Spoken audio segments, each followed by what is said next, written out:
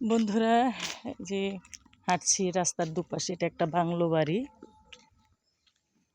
জানি না কার, তবে ভালো লাগতেছে। এই যে ভিতরে দেখছেন বাগান, সব সুপারি বাগান। আসলে বাংলো আমাদের তো একটা ঐতিহ্য আছে, তাই না? দেখুন বাংলো বাড়ি, ভিতরে যাই থাকুক সুপারি বাগান থাকবেই। এই যে দেখুন কি ঘন সুপারি বাগান। এই যে আশেপাশে, এই যে দেন পাশে, রাস্তার এই পাশে, হ্যাঁ ওই পাশে হচ্ছে বাংলো, এ পাশেও খুব সুপারি বাগান আছে। এই সুপারি বাগানটা আমার ভালো লাগে। আর এই যে সামনে আছে একটা পুকুর, ঘাট বাঁধানো আছে।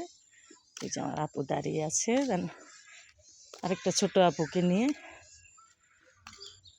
আমাদের ছোট বেবি আপু, আমার ভাগ্নির মেয়ে। এই যে পুকুর, ঠিক এই পাশে এই যে বাংলোটা। আর দেখুন রাস্তা, শহরে হলে এই রাস্তা দিয়ে তখন হাঁটা যেত না, মানুষের গায়ের সাথে গায়ে বাড়ি খেত গাড়িলা। আর এখানে দেখুন একটা মানুষ খুঁজে পাওয়া যাচ্ছে না, কতক্ষণ ধরে হাঁটতেছি, তেমন একটা মানুষই পেলাম না।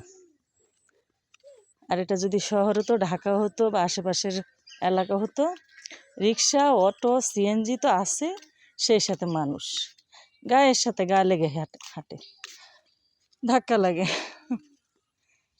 এটাই আসলে একমাত্র গ্রামের সৌন্দর্য, নীরবতা।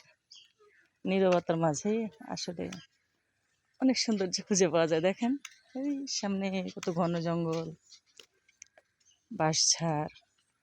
আর এখানে জঙ্গল বলতে ওই কথা একটাই, সুপারি বাগান, নারকেল বাগান, এটাই। অন্য অন্য গাছ খুব কমই হয়।